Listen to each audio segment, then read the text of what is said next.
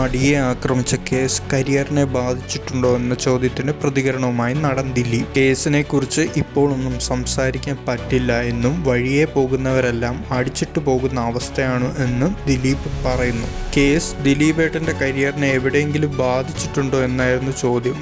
അതിനെക്കുറിച്ച് നമുക്ക് പിന്നീട് സംസാരിക്കാം എന്നായിരുന്നു ദിലീപ് നൽകിയ മറുപടി. കാരണം അത് സംസാരിക്കാൻ തുടങ്ങിക്കഴിഞ്ഞാൽ ചിലപ്പോൾ എവിടെയെങ്കിലും കണക്ട് ചെയ്ത് കേസുമായി ബന്ധപ്പെട്ട് പോകും എന്നായിരുന്നു ദിലീപ് പറഞ്ഞത്.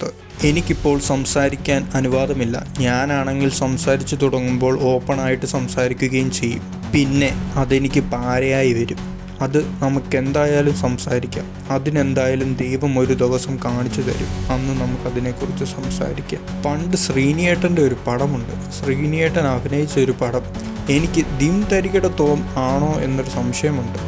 നടിമാരെ അന്വേഷിച്ച് പോകുന്നവരുടെ ഒരു സംഭവമുണ്ട്. എന്നിട്ട് റോഡിലൂടെ പോകുന്നവർ മുഴുവൻ ശ്രീനിയേട്ടനെ അടിക്കാൻ തുടങ്ങും.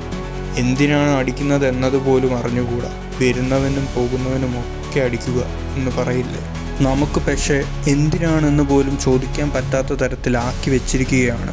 അപ്പോൾ നമുക്ക് സംസാരിക്കാൻ പറ്റുന്ന ഒരു ദിവസം ദൈവം തരും. ഇപ്പോൾ ബാക്കി എല്ലാവരും സംസാരിച്ചു കൊണ്ടിരിക്കുകയാണ്, നമ്മൾ മാത്രം കേട്ടുകൊണ്ടിരിക്കുകയുമാണ്. ഈ കേസൊക്കെ നടന്നുകൊണ്ടിരിക്കുന്ന സമയത്ത് ഞാൻ പത്രത്തിൽ കണ്ടിരുന്നു 600 കോടിയുടെ real estate business, 32 real estate Ernakulam ജില്ലയിൽ മാത്രം. അതാണ് ഇവിടുത്തെ വലിയ പ്രമുഖ പത്രത്തിൽ വന്ന വാർത്ത.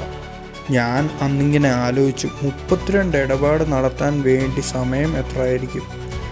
പിന്നെ ഈ ഭൂമിയിലുള്ള സ്ഥലമൊക്കെ വില്ലേജ് ഓഫീസിലെ ഫയലിലുണ്ടാകുമല്ലോ. ഞാൻ ആകെ എറണാകുളം ജില്ലയിൽ ആറ്റുനോറ്റൊരു ഓഫീസ് പണിയാനായിട്ട് കുറച്ച് സ്ഥലം വാങ്ങിച്ചു.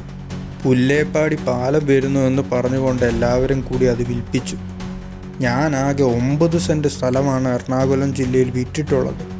അങ്ങനെയുള്ള ഒരുപാട് കഥകളുണ്ട്. എൻ്റെ എല്ലാ കാലത്തും കൂടെ നിന്നിട്ടുള്ള ഒരാളാണ് ഗണേശേട്ടൻ. ഗണേശേട്ടനെ എനിക്ക് മറക്കാൻ പറ്റില്ല.